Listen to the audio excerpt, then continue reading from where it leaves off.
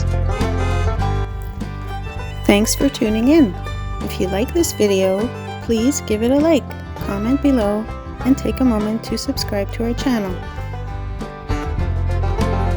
Saint Godefroi is a quiet and beautiful town, located on the southern coast of the Gaspé Peninsula in Quebec.